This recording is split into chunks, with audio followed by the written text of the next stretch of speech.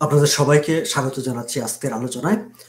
আপনারা সবাই জানেন যে বাংলাদেশের অন্তর্বর্তী সরকারের প্রধান উপদেষ্টা ডক্টর মোহাম্মদ ইউনূস গতকাল, মানে বাংলাদেশের সময় তো গতকাল হয়ে গেছে অবশ্যই, আমরা কথা বলছি কানাডা টরন্টো থেকে, জাতির উদ্দেশ্যে একটি ভাষণ দিয়েছেন। ৩০ মিনিটের এই ভাষণটি নিয়ে সোশ্যাল মিডিয়াতে, সামাজিক যোগাযোগ মাধ্যমে সবাই ভাষণটির প্রশংসা করেছেন। তার শব্দ চয়ন, তার বক্তব্য উপস্থাপন, যেসব কথা তিনি বলতে চেয়েছেন সেগুলোর প্রশংসা করেছেন। কোথাও আকাঙ্ক্ষার সাথে, আমাদের আকাঙ্ক্ষার সাথে ঘাটতি আছে, আমরা সেটাও লক্ষ্য করেছি। আবার আমাদের অনেকের কাছেই মনে হয়েছে যে ডক্টর মোহাম্মদ ইউনূস ভবিষ্যতে কি করতে চান সেই বিষয়টি এখন পর্যন্ত যদিও আমাদের কাছে অস্পষ্ট, আমরা এই ভাষণটির মধ্যে খোঁজার চেষ্টা করেছি যে আসলে তিনি কি করতে চান, তার কোনো ইঙ্গিত আছে কিনা বা তার কোনো আভাস তিনি জাতিকে কিংবা আমাদেরকে দিয়েছেন কিনা। পুরো ভাষণটি ধরে আলাপ আলোচনা করার জন্য আমি আজকে আমন্ত্রণ জানিয়েছিলাম ডক্টর মঞ্জুরে খোদা। ডক্টর মঞ্জুরে খোদাকে আপনারা অনেকে চিনেন, আপনারা জানেন। সাবেক ছাত্রনেতা, তিনি বাংলাদেশ ছাত্র ইউনিয়ন কেন্দ্রীয় নির্বাহী কমিটির সভাপতি ছিলেন। সেখানে তিনি সাফল্যের সঙ্গে দায়িত্ব পালন করেছেন। বাংলাদেশের ছাত্রদের অধিকার নিয়ে, সাধারণ মানুষের অধিকার নিয়ে তিনি আন্দোলন সংগ্রাম করেছেন। এখন কানাডায় বসবাস করছেন, টরন্টোতে থাকেন। এখন তিনি তার এখনকার পরিস্থিতিটাও আপনাদের কাছে একেবারে স্পষ্ট যে তিনি বাংলাদেশের রাজনীতি নিয়ে বিশ্লেষণ করেন, আন্তর্জাতিক রাজনীতি নিয়ে বিশ্লেষণ করেন, নিজের মতামত প্রকাশ করেন। তিনি বিভিন্ন জাতীয় দৈনিকে তার লেখা ছাপা হয়। তিনি একজন লেখক, গবেষক। শিক্ষা নিয়ে আমরা ভবিষ্যতে বাংলাদেশের শিক্ষা ব্যবস্থা, কারিকুলাম, এগুলো নিয়ে কথা বলবো এবং আমরা নিশ্চয়ই সেই সময় ডক্টর মঞ্জুরে খোদার তার যে শিক্ষা ভাবনা সেগুলো আমরা জানতে পারবো। কিন্তু আজকে আমরা শুধু ভাষণটি নিয়ে কথা বলবো। ডক্টর মঞ্জুরে খোদা, তিনি তার শিক্ষা নিয়েও তার গবেষণা গ্রন্থ আছে। আমি অবশ্য আমরা তাকে তরিক নামে ডাকি। আমি আলোচনাতে আমরা একটু খুব ইনফর্মাল একটা জায়গায় রাখতে চাই বলে আমি হয়তো তরিকই বলবো। দর্শক, ডক্টর মঞ্জুরে খোদা, তরিক, আপনাকে স্বাগত জানাচ্ছি আমার আজকের আলোচনায়। আপনাকে ধন্যবাদ সাগর ভাই আমাকে আমন্ত্রণ জানানোর জন্য। ভূমিকাতে আমি যে কথাটি বলেছি টরিক, যে ডক্টর মোহাম্মদ ইউনূস জাতির উদ্দেশ্যে যে ভাষণটি দিয়েছেন, আমরা সেই ভাষণটি নিয়ে কথা বলতে চাই। আপনার বিশ্লেষণ আমরা শুনতে চাই, একজন সাবেক ছাত্রনেতা হিসাবে, রাজনীতির বিশ্লেষক হিসাবে, গবেষক হিসাবে। আপনি শুরুতে যদি আপনার একটা ধারণা দেন যে আপনি ভাষণটাকে আসলে কিভাবে দেখছেন, কিভাবে দেখেছেন। ধন্যবাদ শওকত আলী সাগর ভাই, এবং আজকের এই শওকত আলী সাগর লাইভ যারা শুনছেন এবং শুনবেন তাদেরকেও স্বাগত জানাই আজকের এই অনুষ্ঠানে। এবং একই সাথে সাগর ভাই যে বিষয়টা নিয়ে প্রশ্ন করলেন, মানে জানতে এটা আসলে সবারই একটা আকাঙ্ক্ষা।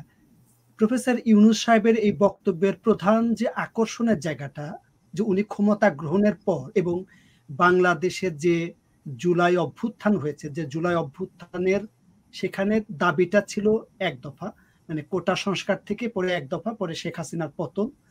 এই যে জুলাই অভ্যুত্থান, তারপরে যখন নতুন সরকারের প্রশ্ন, অন্তর্বর্তী সরকারের প্রশ্ন আসে, সেই অন্তর্বর্তী সরকারকে ঘিরে মানুষের দল মত নির্বিশেষে সকল মানুষের একটা আকাঙ্ক্ষা ছিল এই অন্তর্বর্তী সরকার কিছু সংস্কারমূলক কাজ করবে এবং সেই সংস্কারমূলক কাজ হবে এই সরকারের প্রধান দায়িত্ব। এবং সেই সংস্কারমূলক কাজের মধ্য দিয়ে একটা নির্বাচনের পরিবেশ, রাষ্ট্র পরিচালনার পরিবেশ, সমাজ পরিচালনার পরিবেশ, প্রশাসনিক নানা ধরনের কাজের কিছু নির্ভরযোগ্যতা তৈরি করবেন। সেই নির্ভরযোগ্য পরিবেশের মধ্যে দিয়ে একটি অবাধ সুষ্ঠু নির্বাচন হবে এবং তারপর একটা রাজনৈতিক প্রক্রিয়া শুরু হবে। কিন্তু উনি 1 মাস ক্ষমতা আসার পর প্রথম যখন আসলেন, তখন আমরা ওনার যে বক্তব্যটা, যাদের উদ্দেশ্যে বক্তব্য দিলেন, সেই বক্তব্যের মধ্যে আসলে উনি সামগ্রিক পরিস্থিতি হয়তো তুলে ধরেছেন, কিন্তু সেই বক্তব্যের মধ্যে সংস্কার বা বাংলাদেশের সংস্কারটা কিভাবে হবে, নির্বাচন কিভাবে হবে, বা পরবর্তীকালে তাদের ওনার কর্মপরিকল্পনা কি, তিনি কর্মপরিকল্পনা, তার যে একটা রোড ম্যাপ সেটা আমরা পাইনি। এবং সে কারণে মৃদু সমালোচনাও করেছেন অনেকে, কিন্তু তারপরে সবাই এই সহানুভূতিটা দেখিয়েছেন যে আমরা তাকে সময় দিচ্ছি এবং সময়ের মধ্যে হয়তো তিনি একটা কর্ম পরিকল্পনা দিবেন। এবং তারই অংশ হিসেবে আমরা 1 মাসের মাথায় আবার উনি দ্বিতীয়বার জাতির উদ্দেশ্যে ভাষণ দিলেন। আজকের এই ভাষণে উনি যেটা গুরুত্বপূর্ণ অংশ, সেটা সংস্কারের একটা উনি প্রাথমিক শব্দটা ব্যবহার করেছেন, যে প্রাথমিক পরিকল্পনা উনি ঘোষণা করছেন। তার জন্য 6টা 6টা জায়গায় সংস্কারের কথা বলেছেন, তার মধ্যে সুনির্দিষ্টভাবে যেমন জনপ্রশাসন, বিচার বিভাগ, নির্বাচনী ব্যবস্থা, সংবিধান সংস্কার, পুলিশ প্রশাসনের সংস্কার এবং দুর্নীতি দমন। এই 6টা বিষয়ের উনি সংস্কার কমিশনের প্রধানের নাম ঘোষণা করেছেন। পরবর্তীকালে তারা তাদের প্রধানরা অন্যদের সাথে, রাজনৈতিক দলের সাথে, বিভিন্ন সংস্থা, সংগঠন, এনজিও, ব্যক্তিবর্গের সাথে কথা বলে সেগুলো পরিকল্পনা করবেন। আরো অনেক বিষয় আছে, সেগুলো নিয়ে কিছু অবশ্যই কথা আছে। প্রথমত আমি বলছি যে ওনার বক্তব্যটা ছিল সাবলীল, ওনার ভাষা বোধগুলো আমার অনেক আগে ওনার যখন প্রবন্ধ পড়েছে, বাংলা প্রবন্ধ, সেই সময়গুলো পড়ে দেখলাম ভাষা জ্ঞান, ভাষা বোধটা আমার ভালো লাগে। সাধারণ বাংলা, সুন্দর বাংলায় কথা বলেন। কিন্তু মানুষের যে আকাঙ্ক্ষা, অন্তর্বর্তী সরকারের কাছে তাদের প্রধান একটা বিষয় ছিল আইন শৃঙ্খলার জায়গা। সেই জায়গাটা উনি, আমি দেখলাম এই ভাষণের মধ্যে, আমি খেয়াল করেছি, আমি 2বার শুনেছি ভাষণটা, যে এইখানে উনি কতটুকু অ্যাড্রেস বা গুরুত্ব বা মানে কতটুকু সময় নিয়েছেন, কতটা পিন পয়েন্ট করেছেন যে কোথায় কোথায় সন্ত্রাস, চাঁদাবাজ, দখলদারিত্ব, খুন, রাহাজানি, ভাঙচুর, এই জিনিসগুলো প্রত্যেকটা, যৌথ বাহিনীর অভিযান, তাদের ফলাফল। আমরা জানি যে যৌথ বাহিনী অভিযান করছে, 3 তারিখ থেকে শুরু করেছে। এর মধ্যে আমরা জানি বেশ কয়েকটা অনভিপ্রেত দুঃখজনক ঘটনাও ঘটেছে। কয়েকজন নিহত হয়েছে যৌথ বাহিনীর অভিযানে, তার মধ্যে 3 জন। গোপালগঞ্জের একজন, অস্ত্র ও গাড়ি পোড়ানো মামলায় 25 বছর একটা ছেলে, সে জেলে থাকা অবস্থায় তাই সে খুন হয়েছেন। তারপরে গাইবান্ধা দেখলাম 5 জনকে গ্রেপ্তার করেছে, তার মধ্যে 2 জন নিহত হয়েছেন। এবং কি কারণে পরিবারের পক্ষ থেকে স্পষ্টভাবে বলা হয়েছে যে পুলিশ বাহিনী বা যৌথ বাহিনীর নির্যাতনে তাকে বড় বড় লাঠি দিয়ে পেটানো হয়েছে, তারপরে উনি নিহত হয়েছেন। কিন্তু যৌথ বাহিনীর পক্ষ থেকে যে বিবৃতিটা দেওয়া হয়েছে, বলা হয়েছে যে চিৎকার চেঁচামেচি করেছে, এইগুলো কারণে মৃত্যুবরণ করছে, জিনিসটা খুবই দুঃখজনক। এই ধরনের, এটা কোনো কথা হতে পারে না। যে কেন চিৎকার চেঁচামেচি কে করে? সাধারণত কোনো ভয় ভীতি, একটা আতঙ্ক তৈরি হয়, ভয় ভীতি হলে কিংবা কোনো টর্চার হলে চিৎকার চেঁচামেচি, সেটা সেই কারণে মানুষের মৃত্যুটা অনুভবিত, যে কারণে আরো হয়তো কথা আছে। আমি প্রাথমিকভাবে আপনার প্রশ্ন সাপেক্ষে এই বক্তব্যটা রাখলাম। আমরা যদি ঠিক আইন শৃঙ্খলা পরিস্থিতির জায়গাটা, যেহেতু টরিক আপনি এই জায়গাটা তুললেন, আমরা যদি ঠিক এই জায়গাটায় থাকি, আপনার কি মনে হয় যে আমি যদি আমার একটু অপিনিয়ন আপনার সঙ্গে যুক্ত করি, যে গত 1 মাসে কিন্তু আমার কখনো কখনো মনে হয়েছে যে আমাদের একটি সরকার আছে, একটি সরকার দেশ শাসন করছে, জনগণের কাছে ঠিক এই জায়গাটা মানে ঠিক ফিল করার মতো জায়গায় যা মানে ওনারা নিয়ে যেতে পারেননি। এবং আইন শৃঙ্খলা পরিস্থিতি সেটি তো একটি গুরুত্বপূর্ণ জায়গা। তাহলে তিনি অবশ্য বলেছেন যে কেউ যদি আইন নিজের হাতে তুলে নেয় তাহলে তাদের বিরুদ্ধে আইনানুগ ব্যবস্থা নেওয়া হবে। এই যে তিনি কথাটি বলেছেন, আপনি কি মনে করেন যে এইটা আসলে এই বক্তব্যটাকে কতটা ইম্প্যাক্ট করবে বলে আপনার কাছে মনে হয়েছে? যে সামগ্রিক যে পরিস্থিতি, যে চিত্রটা আপনি তুলে ধরলেন, সেই চিত্রের মধ্যে ঠিক এই বক্তব্যটা কতটা ইম্প্যাক্ট করতে পারে? সাগর ভাই, বিষয়টা হচ্ছে যে উপদেশে আবেদনে যদি কাজ হবে তাহলে তো থানা পুলিশের দরকার ছিল না, ধর্মগ্রন্থের দরকার ছিল না, এদের মসজিদ মন্দির প্যাগোডার দরকার ছিল না। উপদেশের কথা আমরা অভিভাবকরা বলি, সব জায়গায় বলি, বইয়ের মধ্যেও আছে, আমরা সবাই এটা জানি। তো এই জন্য থানা আইনের শাসন, থানা পুলিশ এগুলোর দরকার হয়। এটা শুধু আমি দেখলাম যে এই যে বাংলাদেশের অরাজকতার পরিস্থিতি, অভ্যুত্থান পরবর্তীতে আমি দেখলাম যে অভ্যুত্থানে 600, আজকে প্রথম আলোতে স্বরাষ্ট্র মন্ত্রণালয় থেকে স্বরাষ্ট্র সচিব ঘোষণা করেছেন যে 625 জন মারা গেছে, তাদের কাছে রিপোর্ট আছে। কিন্তু এটা তো অভ্যুত্থানের চলাকালীন সময় 34 দিনে। কিন্তু অভ্যুত্থানের পরে আমাকে আজকে আমার একটা ছোট ভাই জাতিসংঘ শান্তিরক্ষী মিশনে ছিলেন, পরিচয় আমি তো তার পরিচয় জানি, আমার এলাকার যেহেতু ছোট ভাই, সে পুলিশে চাকরি করে, সে বললো যে ভাইয়া আপনারা তো অনেক কিছু লেখেন কিন্তু সত্য মিথ্যা জানি না, যে এই অভ্যুত্থানের পরবর্তীতে নাকি শতাধিক পুলিশ নিহত হয়েছে, তার বক্তব্য। আমি জানি না সঠিক, পত্রিকায় দেখিনি। তো আপনারা তো এগুলো নিয়ে কথা বলেন, পত্র পত্রিকা টেলিভিশনে আসলে তেমন কোনো খবর আমাদের চোখে পড়েনি। মিডিয়া নিয়েও ডক্টর মোহাম্মদ ইউনূস কথা বলেছেন, আমরা সেই জায়গায় যাব, এই আলোচনাটা আমরা আগাই। হ্যাঁ, তো সেটা যে বলল, তার মানে দেখা গেল যে তার পরবর্তী যে হত্যা, খুন, দখলদার, কতগুলো হত্যা হয়েছে, কতগুলো খুন হয়েছে, কতগুলো ভাঙচুর হয়েছে। প্রথম আলোতে বিভিন্ন পত্রিকায় কিছু রিপোর্ট এসেছে, যেমন 1800 মূর্তি ভাঙচুর হয়েছে, স্থাপনা ভাঙচুর হয়েছে, হাজার হাজার শিল্প কল কারখানায়, যেমন নারায়ণগঞ্জে গাজী ট্যাক্স পুড়িয়ে দিল, 175 জন শ্রমিক খুন হলো, উধাও হলো, এ সম্পর্কে কোনো বক্তব্য নাই। একটা বিষয় যে আমি এবং আজকে বেক্সিমকো ফার্মাসিউটিক্যালস এবং সেখানে আরো একটি গার্মেন্টস অগ্নিসংযোগ হলো। একটা বিষয়টা হচ্ছে যে প্রতিপক্ষ যে বেক্সিমকো ফার্মার মালিক হচ্ছে সালমান এফ রহমান, আমরা তার প্রতি তার প্রতিষ্ঠানটাকে পড়ে সেটা দখল করে নিলেও হয়তো এক ধরনের বিষয়তে কিছু শ্রমিকের একটা প্রতিষ্ঠানের সম্পদ রক্ষা হয়। যেমন গাজী টায়ার্সের প্রসঙ্গে আমি একটা লিখেছিলাম সেখানে, যেটা কোম্পানিটা দখল করে নিলেও 125 জন 75 জন শ্রমিকের রক্ষা হতো, সম্পদটা রক্ষা হতো, উৎপাদনটা চলতো। এটা একটা বিষয়। তো এরকম অনেকে বিষয় 175 জন রক্ষা হতো মানে তো 175 জন যারা আগুনে পুড়ে গেছে তাদের কথা, কিন্তু সেখানে তো হাজার হাজার শ্রমিক কাজ করছে, তাদের পরিবারের আয় রুজি সেগুলো কর্মসংস্থান সেগুলো জড়িত আছে এটার সাথে। অবশ্যই অবশ্যই। তো সেটার সাথে আমি পত্রিকায় দেখলাম যে গাজী টায়ার্স হচ্ছে, যতটুকু জানি পত্রিকাতে বাংলাদেশের একমাত্র টায়ার কোম্পানি, তারা টায়ার উৎপাদন করে এবং এই টায়ার কোম্পানিটা ধ্বংস হওয়ার পর টায়ারের দাম 500 থেকে 1200 টাকা বৃদ্ধি পেল। ভারত থেকে অতিরিক্ত দামে টায়ার আমদানি করা, এটা জাতীয় অর্থনীতির উপর একটা চাপ। তো মানুষ, এইগুলো হচ্ছে আইন শৃঙ্খলা পরিস্থিতি রক্ষা করে যারা, তাদের দায়িত্ব জানমালের নিরাপত্তা। উনি বলেছেন যে আইন হাতে তুলে নেবেন না। স্বাধীনতার পরও অস্থায়ী সরকারের পক্ষ থেকে, বঙ্গবন্ধুর পক্ষ থেকে বলা হয়েছিল যে আইন হাতে তুলে দেবেন না, কিন্তু আমরা দেখলাম যে 72, 73 বিভিন্ন সময় বিভিন্ন অরাজকতার ঘটনা ঘটেছে। আইনের শাসনের দুর্বলতার কারণে, শাসকের দুর্বলতার কারণে এই ঘটনাগুলো ঘটে। যে বর্তমান যে অন্তর্বর্তীকালীন যে সরকার, এই সরকার কোনো রাজনৈতিক দলের সরকার নয়, অতএব কোনো রাজনৈতিক দলের মুখাপেক্ষী কাউকে খুশি করবার কোনো বিষয় নাই। তা যদি না থাকে তাহলে কারা পত্র পত্রিকা আসছে, বিশেষ কিছু রাজনৈতিক দল, তাদের সংগঠনের নেতা কর্মীরা বিভিন্ন জায়গায় তাদের নাম ঠিকানা সহ আসছে, তাদের পদ পদবী সহ আসছে।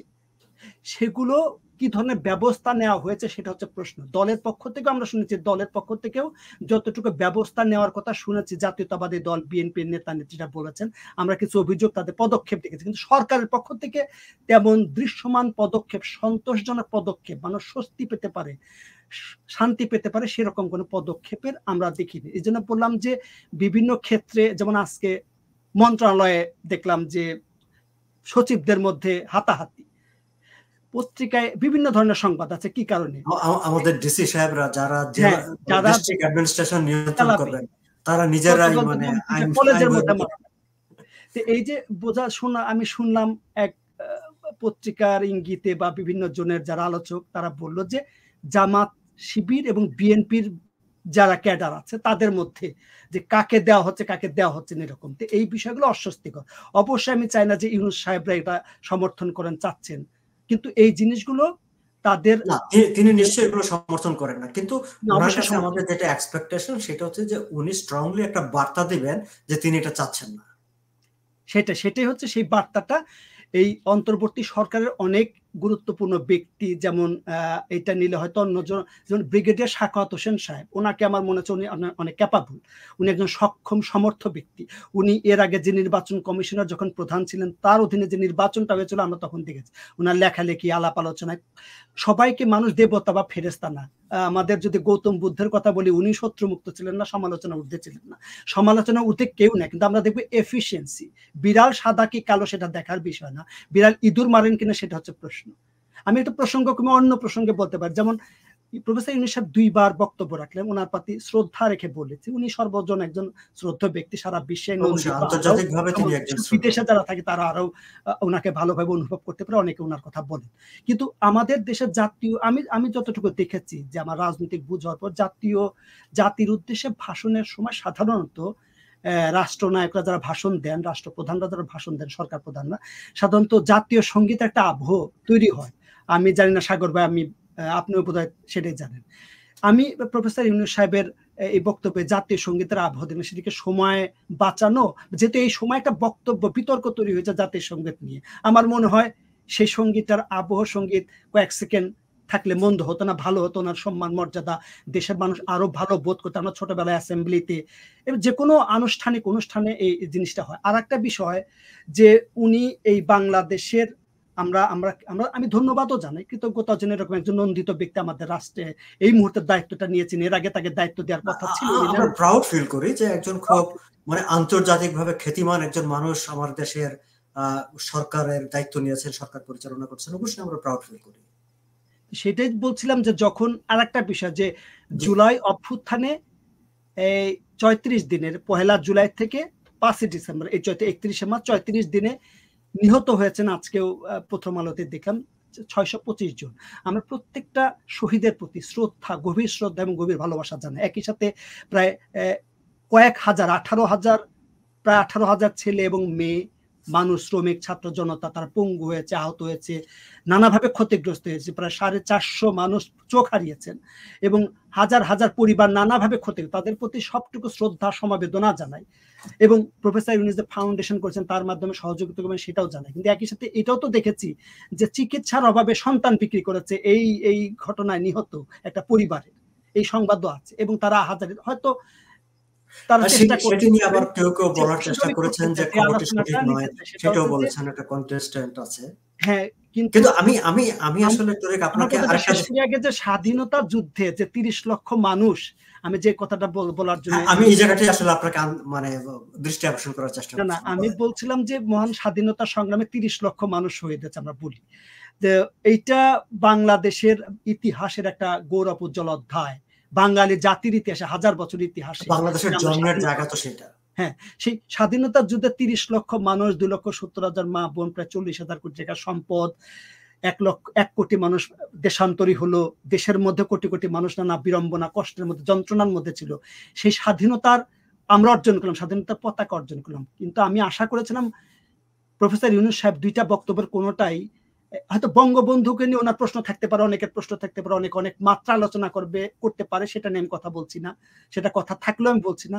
কিন্তু 30 লক্ষ শহীদের প্রতি শ্রদ্ধা জানানোর জন্য কি 30 সেকেন্ড, 30 লক্ষের জন্য 30 সেকেন্ড সময় উনি বরাদ্দ করতে পারতেন না, বলতে পারতেন না যে না, আমি তাদের প্রতি গভীর শ্রদ্ধা জানাই? এই জায়গায় আমার একটা মনে হলো যে এই জায়গাগুলো ওনার আরেকটু মানে আমি বলবো আরেকটু উদার হওয়া উচিত, বা উনি এবং আমি যদি তোর এই জায়গাটা অ্যাড করি যে ওকে ফাইন, আমি ঠিক এইভাবে দেখি যে আমি বাংলাদেশের অভ্যুদয়, বাংলাদেশের যে মুক্তি সংগ্রামের মধ্য দিয়ে, স্বাধীনতা সংগ্রামের মধ্য দিয়ে বাংলাদেশের জন্ম হয়েছে এবং যে দেশটির তিনি এখন প্রধান নির্বাহী হয়েছেন রাষ্ট্রের, সেই দেশটির জন্মক্ষণকে তার বক্তৃতায় স্মরণ করা, কিংবা এইটুকু অন্তত আমরা শোভন মনে করি। এটা শোভন, এটা ডিজার্ভ করে, আমাদের 30 লক্ষ শহীদ ডিজার্ভ করে, এটা হওয়া উচিত, এটা সঙ্গত। আমরা আশা করব যে সামনের দিনগুলোতে তিনি এই বিষয়টি বিবেচনায় নেবেন। আমরা অ্যাপিল করব ওনার কাছে। আমরা তো এইটুকুই করতে পারি টরিক, আমরা আবেদন জানাবো। স্বাধীনতার কথা যখন বলছেন উনি, আমি বলি সাগর ভাই, দ্বিতীয় স্বাধীনতা, আমি এই স্বাধীনতা, এই শব্দের সাথে আমি এইরকম মেটাফোরের সাথে আমি অভ্যস্ত না, আমার কাছে শোভন মনে হয় না। কারণ আমার ঘর যদি কেউ দখল করেছিল, তাকে যদি বের করে আমি আবার ঘরে আবার থাকি, সেটা কি দ্বিতীয় ঘর হবে? সেই ঘরই তো হবে। দ্বিতীয়টা, দ্বিতীয় স্বাধীনতা যদি বলি, তাহলে প্রথম স্বাধীনতা একটা ছিল, তাহলে প্রথম স্বাধীনতার কথা তো আমাদের কৃতজ্ঞতার সাথে স্মরণ করতে হবে। আচ্ছা, আমরা যদি আবার একটু মানে আমরা যেহেতু লেবার আনরেস্ট, শ্রমিক অসন্তোষ নিয়ে কথা বলছিলাম, সেখানে তিনি কিন্তু কারখানা মালিকদের প্রতি একটা আহ্বান জানিয়েছেন যে কারখানা সচল রাখুন। তিনি বলছেন যে আপনারা শ্রমিকদের সঙ্গে বোঝাপড়া করেন, কারখানা সচল রাখুন, অর্থনীতির দুর্বল স্বাস্থ্যকে সবল করে তুলুন।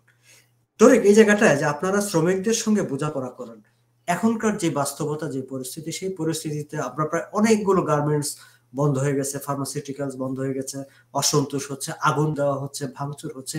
এরকম একটা পরিস্থিতিতে কেবলমাত্র মালিকরা মানে শ্রমিকদের সঙ্গে কতটা বোঝাপড়া করে কতটা স্বাভাবিক পরিবেশ রাখতে পারবে, এবং এইটুকুর মাধ্যমে আপনার কি মনে হয়েছে যে আসলে অন্তর্বর্তীকালীন সরকার এই যে পরিস্থিতি, সেই পরিস্থিতির দায়টা আসলে অন্যদিকে ঠেলে দিতে চাচ্ছেন, ওনারা নিজেদের দিকে নিতে চাচ্ছেন না?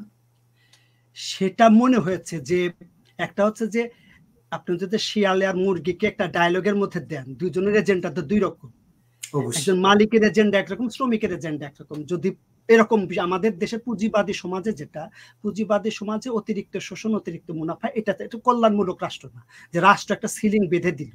আমাদের দেশের আকাশ একটা গবেষণায় দেখিয়েছেন যে বাংলাদেশের গার্মেন্টস শিল্প, গার্মেন্টস মালিকরা সবচেয়ে বেশি পরিমাণ মুনাফা করে। উনি তার গবেষণায় পরিষ্কারভাবে দেখেছেন, এবং বিভিন্ন দেশের, ভিয়েতনাম, বাংলাদেশ, শ্রীলঙ্কা, চায়না, বিভিন্ন দেশের পরিসংখ্যান থেকে তিনি সেটা পরিষ্কার করেছেন। আচ্ছা, এখন সরকার বলেছেন যে আমাদের একটু সময় দেন, আমরা এগুলো ধীরে ধীরে করবো, সবকিছু করবো, এটা বলছেন উনি, এই জন্য তাকে ধন্যবাদ। কিন্তু একই সাথে আমার ক্ষুধার যন্ত্রণাতে এখন এটা মেটাতে হবে। আমি এর আগেও বলেছি যে একটা পরিস্থিতির সুযোগ অনেকে নেয়, নানাভাবে নেয়। যেটা যার বিরুদ্ধে সে পরিস্থিতি তৈরি হয় তার ভেতরে থাকা লোকজনও নেয়, আর তার প্রতিপক্ষের লোকজন তো সেই সুযোগটা নেবেই। এখন সবকিছুকে সাবেক সরকারের জঞ্জাল জটিলতা বলে যদি চালিয়ে দেওয়ার চেষ্টা করি, সেটা দুঃখজনক। অবশ্যই এই সরকারকে ওনারা জোর করে ক্ষমতা নেন, ইউনূস সাহেবদেরকে আমাদের ছাত্র জনতা আন্দোলনের মাধ্যমে ছাত্ররা ওনাকে ওনারা ক্ষমতা দিয়েছেন, এই জন্য ধন্যবাদ। কিন্তু উনি বলছেন যে আমাকে সময় দিতে হবে, এটাও আবার ঠিক। কিন্তু একই সাথে যে সরকারের দায়িত্ব যারা আছে তাদের উচিত এদের সাথে একটা বোঝাপড়া, একটা ডায়ালগের ব্যবস্থা করা বা কমিটি করে দেওয়া, যে আপনারা শ্রমিক এবং মালিক পক্ষ নিজেরা বসে আলাপ আলোচনা করে সীমিত সময়ের মধ্যে সর্বনিম্ন পর্যায়ের যে একটা বোঝাপড়া, অন্তত 3 মাস 6 মাসের জন্য সেই কাজগুলো করেন। সেটা না হলে ঘটনাটা দুঃখজনক হবে। এখন ছাত্র জনতার অভ্যুত্থান নিয়ে এই জায়গায় আসলো, সেই ছাত্র জনতার মধ্যে আজকে আমি গত বক্তৃতায় সেরকম না শুনে এই বক্তৃতায় প্রফেসর ইউনূস সাহেব ছাত্র শ্রমিক জনতাই কথাটা বলেছে, শ্রমিক। এবং এই আন্দোলনের শ্রমিকের মৃত্যুর সংখ্যা প্রায় 40%। তাহলে তাদের কিন্তু তারা কতটুকু বেনিফিশিয়ারি হচ্ছে, তাদের প্রতিনিধি কোথায়? 2 জন ছাত্র প্রতিনিধি থাকলেও কিন্তু শ্রমিক প্রতিনিধি নাই। আমরা যখন পার্লামেন্ট নির্বাচনে দেখি, সেই পার্লামেন্ট নির্বাচনে যখন 72% ব্যবসায়ীদের প্রতিনিধি দেখি, তখন আমি নিজেই লিখেছি পত্রিকায় যে সেখানে কৃষকের প্রতিনিধি কই, সেখানে অন্যান্য শ্রেণী পেশার প্রতিনিধি, 30% নারীদের প্রতিনিধিও সেখানে রাখা হয়। শ্রমিকরা আসলে সব জায়গায় অবৈধ। আমি আবার বরাবরই মানে সংসদের রাজনীতিকদেরই দেখতে চেয়েছি যে রাজনীতির প্রতিনিধি থাকুক, সকল মতের রাজনীতি, সকল চাওয়ার যে রাজনীতি, মানে জনগণের যে রাজনীতি, সেই রাজনীতির প্রতিনিধি থাকুক। হ্যাঁ, সেটাই। তাহলে ছাত্র জনতা, আমি জনতার যদি প্রতিনিধি রাখি এখানে এই অন্তর্বর্তী সরকার, জনতার প্রতিনিধি কোথায়? কে জনতা রিপ্রেজেন্ট করছে? এক। ছাত্রদের রিপ্রেজেন্ট 2 জন 4 জনকে দেওয়া হয়েছে। শ্রমিকের রিপ্রেজেন্ট কোথায়? শ্রমিকের প্রতিনিধি, তাহলে তারা তাদের পক্ষে কথা বলতো। তাহলে এই জিনিসগুলো একটু অসঙ্গতি আছে। হয়তো তাড়াহুড়ো করে অনেক কিছু করেছে, কিন্তু সেই প্রশ্নগুলো তো তখনও ছিল, আমি করেছি, ফেসবুকেও লিখেছি। হয়তো আমাদের কথা, আমাদের শর্টটা ওই পর্যন্ত পৌঁছায় না, কিন্তু কথাগুলো আমরা বলার চেষ্টা করছি। আমরা প্রফেসর ইউনূসকে অবশ্যই অনুরোধ করব যে একটা পরিস্থিতি থেকে আর একটা পরিস্থিতি যেন সৃষ্টি না হয়, একটা পরিস্থিতি থেকে আর একটা পরিস্থিতির অন্যরা, তৃতীয় কোনো পক্ষ যেন সুযোগ নেওয়ার, এগুলো যে ঘটনাগুলো ঘটছে সারা বাংলাদেশে, আমাদের মতো একটা সম্মানিত ব্যক্তি, সর্বজন শ্রদ্ধা একজন ব্যক্তি, এবং যারা উপদেষ্টা পরিষদে আছেন 2-4 জন, বিষয় সম্পর্কে কিছু বক্তব্য থাকলেও আমরা তাদেরকে শ্রদ্ধা জানাই। তারা দায়িত্ব নিয়েছেন, দায়িত্ব পালন করছেন, দায়িত্ব পালন করবেন, আমরা সহযোগিতা করব। কিন্তু এই যে ক্রমাগতভাবে একের পর এক সরকারের আহ্বান অনুরোধ উপেক্ষা করে যারা এই ঘটনাগুলো ঘটাচ্ছেন, অশান্ত এবং অস্বস্তিকর, সরকারকে বিব্রত করছে এবং সরকার বিব্রত হচ্ছেন। এখানে 2টা বিষয় হয়: সরকারকে চ্যালেঞ্জ করছে, সরকার গুনছে না, মানছে না, গুনায়, মানে বিষয়টা এরকম, অথবা মনে করছে যে আমরা সরকারকে চাপের মধ্যে রাখবো, অথবা এমন একটা পরিস্থিতি সৃষ্টি করব যে কোনো একটা বলয়, কোনো একটা দর্শন সেখানে কোনো একটা সুবিধার কথা চিন্তা করছে, যে এদেরকে ব্যর্থতা প্রমাণ করতে হবে। কিন্তু সেটা আমরা চাই না। আমরা অবশ্যই চাই না, কারণ আমার দেশে যিনি এখন সরকারের দায়িত্ব নিয়েছেন একজন আন্তর্জাতিক ব্যক্তিত্ব, নোবেল শান্তিতে নোবেল পুরস্কার বিজয়ী। এখন শান্তিতে নোবেল পুরস্কার বিজয়ী একজন মানুষ, শ্রদ্ধেয় মানুষ যখন দেশের শাসনভার পরিচালনা করেন, ঠিক সেই সময়টা যদি দেশে অশান্তি বিরাজ করে, তখন কিন্তু একটা মানে খুবই অস্বস্তিকর ব্যাপার হয়ে যায় যে শান্তির নোবেল এবং তার সঙ্গে একটা দেশের মানুষের অশান্তি, একটা কন্ট্রাডিকশন কিন্তু তৈরি হয়ে যায়। অবশ্যই অবশ্যই। এই জন্য এইটা আমাদের জন্য একটা ডাবল পাওয়া, যে শান্তিতে নোবেল পুরস্কার পাওয়া একজন ব্যক্তিত্ব, আন্তর্জাতিক খ্যাতিসম্পন্ন ব্যক্তিত্ব, এবং উনি এমন একজন ব্যক্তি, বয়স্ক এবং অভিভাবক, আমাদের অভিভাবক, সবাই সর্বজন শ্রদ্ধেয়, সবাই তাকে সম্মান করে। উনার চাওয়া, উনার পাওয়াকে সবাই সম্মান দেওয়া উচিত, গুরুত্ব দেওয়া উচিত। কিন্তু সেটা গুরুত্ব না দেওয়ার মতো ক্ষমতা বা আদবের সমস্যা কাদের? এরা কারা এতটা অধ্যত্ব প্রকাশ করছে, যেখানে যৌথ বাহিনী অভিযান চালানোর মধ্যে মাজারে হামলা, বাজারে হামলা, বগুড়ায় খুন, 2টা খুন একসাথে, হাসপাতালের মধ্যে যে পিটিএ মেরে ফেলা। এই যে বিষয়গুলো, এগুলো খুবই, এটা কিসের ইঙ্গিত? এটা একটা প্রশ্নবোধক চিহ্ন। এবং মজার ব্যাপার হচ্ছে যে এই বিষয়গুলো আমরা ঠিক ঢাকার গণমাধ্যমেও ঠিক সেভাবে দেখি না। এবং আজকের বক্তৃতায় তোরেক আপনি এই বিষয়টা আপনার একটু দৃষ্টি আকর্ষণ করবো, আপনি মতামত শুনতে চাইবো যে আজকের বক্তৃতায় প্রধান উপদেষ্টা বলেছেন যে আপনারা প্রাণ খুলে আমার সমালোচনা করুন, মন খুলে আমার সমালোচনা করুন, এবং গণমাধ্যমের স্বাধীনতা নিশ্চিত করার জন্য একটা কমিশন করার কথাও তিনি চিন্তা ভাবনা করছেন, এমন কথাও তিনি বলেছেন। এখন এই যে তিনি বলছেন যে আমাদের সমালোচনা করুন, আপনি নিজে লেখালেখি করেন ঢাকার পত্রপত্রিকায়, ঢাকার পত্রপত্রিকা আপনি নিয়মিত পড়েন, টেলিভিশন দেখেন, আপনার কাছে কি মনে হচ্ছে যে আমরা তো আগে আমরা শুনতাম যে কথা বলা যায় না, লেখা যায় না, আমরা এই কথাগুলো বলেছি এবং এই কথাগুলো আমরা শুনেছি, আমরা নিজেরাও বলেছি, কিন্তু সোশ্যাল মিডিয়াতে আমরা এই পয়েন্টগুলো আমরা তুলেছি, এবং আপনিও মিছিলে ছিলেন, আমিও মিছিলে ছিলাম, আমরা আন্দোলন করেছি, পাশাপাশি দাঁড়িয়ে আন্দোলন করেছি। এখনকার যে পরিবর্তিত পরিস্থিতি, সেই পরিস্থিতিতে আপনার কি মনে হয় যে এই যে ডক্টর ইউনূস বলছেন যে আমাদের সমালোচনা করুন, ঢাকার মিডিয়া কি আসলে সমালোচনা দূরে থাকুক, বর্তমানের চিত্রটা কি তারা তুলে ধরতে পারছে? এই যে একটা বিষয় যে মন খুলে কথা বলুন, এখন এই আমি যদি বলি যে আমার এটা অনেক পুরনো কথা, আমরা বার্টন রাসেল থেকে শুরু করে ভলতিয়ার ডায়লগগুলো আমরা অনেক দিই, এত আমরা তখন পড়েছি, এখন মানুষ ফেসবুকের সুবাদে মানুষ সবাই জানে ভলতেয়ারের কথা, যে বাক এবং ব্যক্তি স্বাধীনতা হচ্ছে এমন একটা বিষয় যে আমার হাত তোমার নাকের উপর যাবে, স্পর্শ করবে না ততদিন পর্যন্ত তুমি আমার সমালোচনা করতে পারো।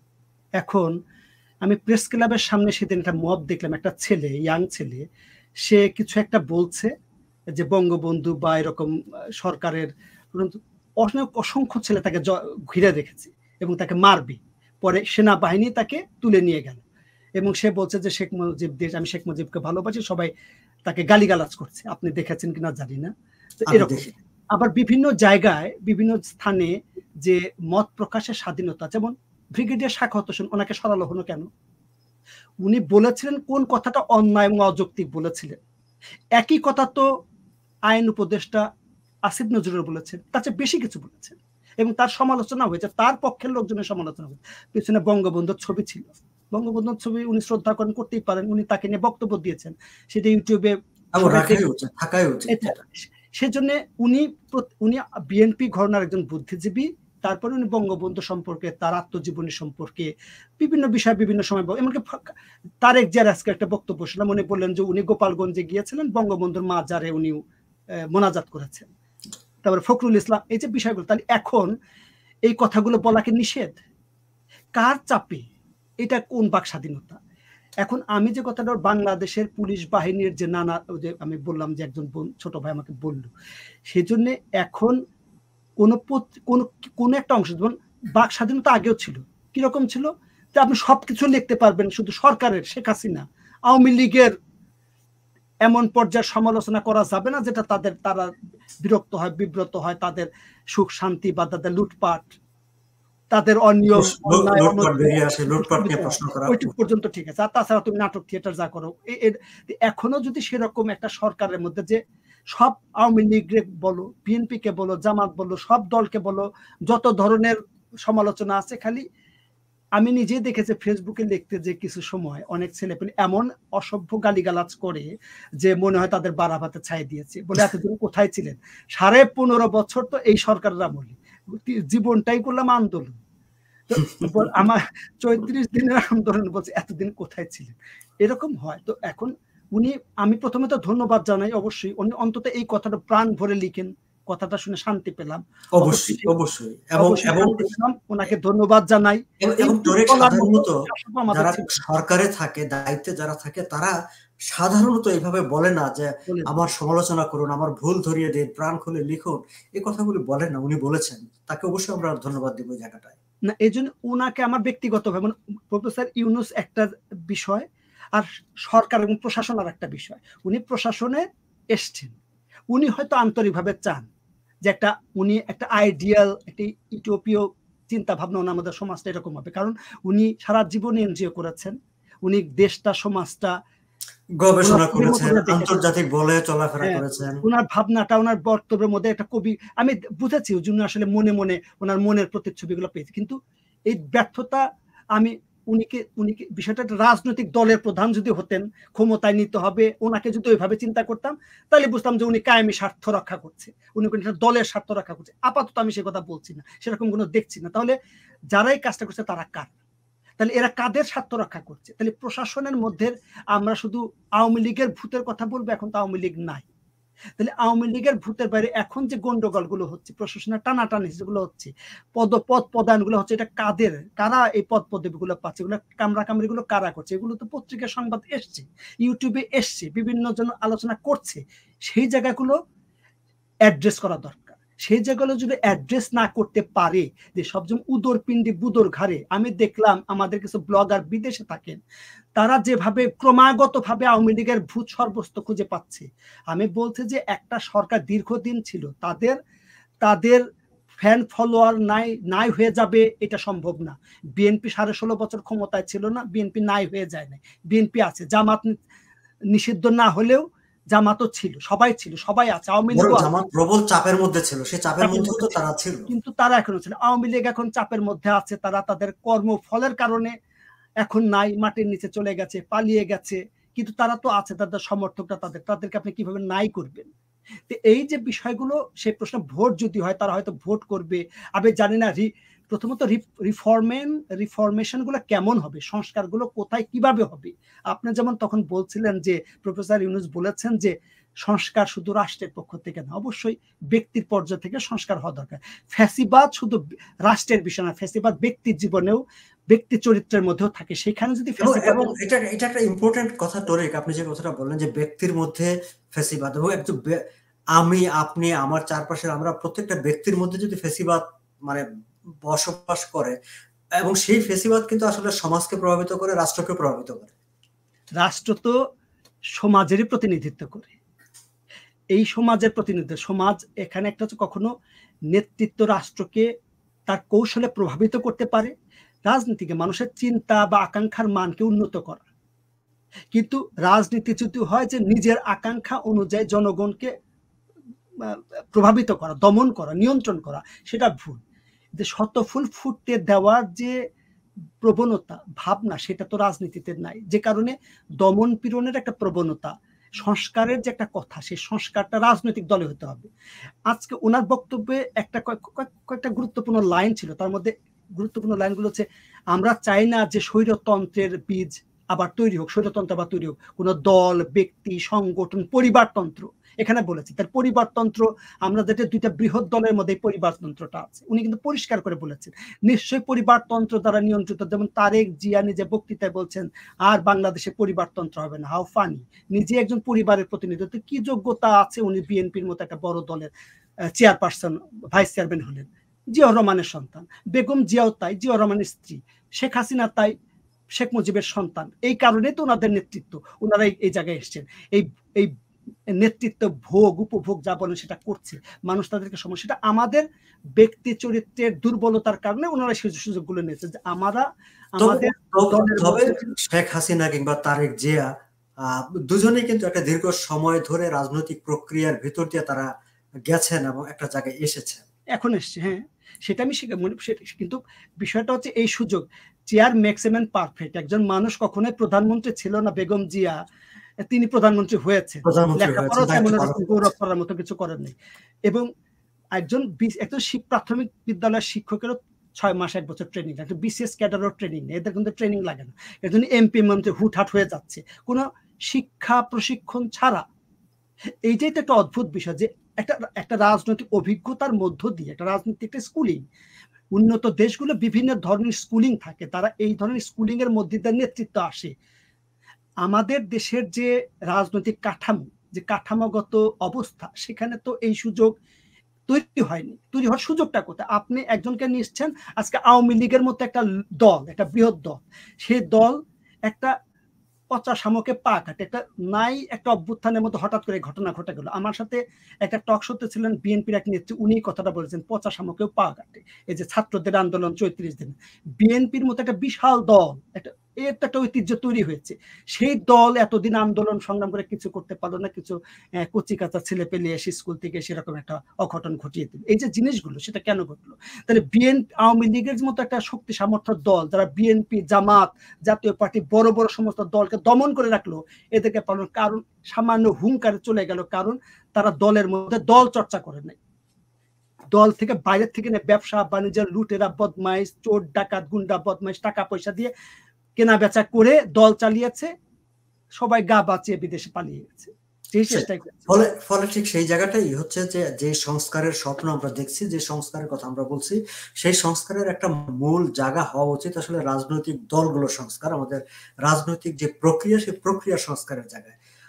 তরিক, আমরা এই বিষয়গুলো নিয়ে ভবিষ্যতে কথা বলতে থাকবো। আমাদের ভাবনা চিন্তাগুলো, আমরা জানি যে আমাদের দর্শকরা ঢাকার টেলিভিশনে বা বড় বড় মিডিয়াতে আমাদের অনেক জ্ঞানী গুণী মানুষের কথাবার্তা শুনেন, কিন্তু তার বাইরে আমরা যারা আমজনতা, মানে কমন ম্যানস থট যেটাকে আমি বলি আর কি, যে আমজনতা, সাধারণ মানুষের কিছু ভাবনা, সেই ভাবনাগুলো আমরা এই প্ল্যাটফর্মের মাধ্যমে তুলে ধরতে চাই, এই রাজনৈতিক সংস্কার কিংবা অন্যান্য বিষয়ের সংস্কার নিয়ে। আমরা শেষ করব দর্শক। শেষ করার আগে তরিক, আপনার ঠিক ভাষণটাকে ধরে আমরা যদি এক কথায় কোনো একটা বার্তা দিতে চাই বা একটা কনক্লুশন টানতে চাই, তাহলে আপনি কিভাবে কনক্লুশন টানবেন? প্রথমত একটা ভিন্ন বাস্তবতা, একটা অন্তর্বর্তী সরকার প্রতিষ্ঠা হয়েছে।